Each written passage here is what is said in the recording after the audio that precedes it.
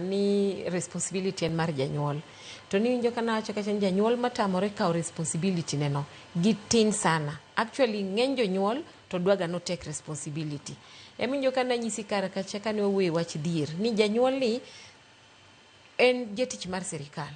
Sirikal ni bendo komiye pesa neni mondo mi en bende responsibility ne matis cha odhi o end up ni oteki makata samoro school koro nyalo survive pesa ni karito margi mar sirikal cha tiyudo kama chacha okbi mar janyuol ni bende okbi.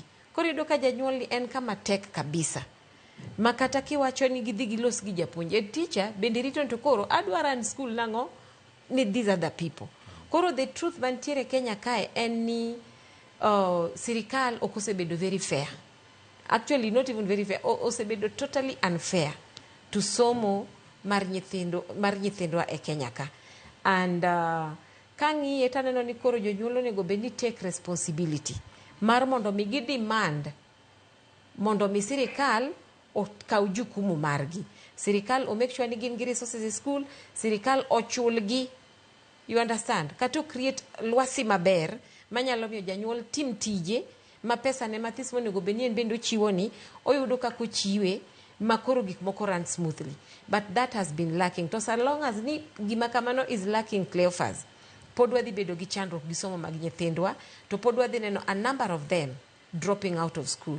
There was a time mane atero nyithinda e school to nawinjo ka chunya no kecho nikech kana duogo na wuotho. Koro ka duogo to aneno ka nyithindo mang'eny from another primary public school dok e ot.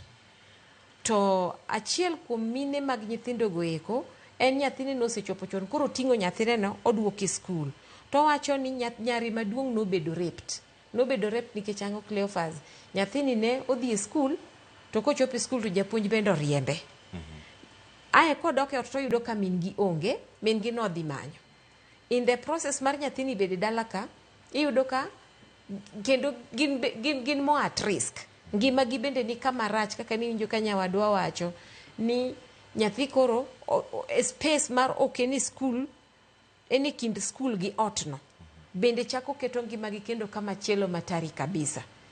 Ema yudo ka nyathini min gi koro wacho ni mae to koro nyaka ng'aduoka duoka e school kuchuchu japuonjo ne kama dhi wite nikech anto kobi duoko na nyithinde ot to ka gichope ot ka to bende gibedo raped. To na asechulo pesa moro matin to kake chule kawuono no kiny kendo ka nyathi dok to kendo nyathi chaki riembo. Koro ne nyathi mosiki e ndara kar mondo bed either e school kata bed e ot to en osiko wuotho ga e ndara between school and ot.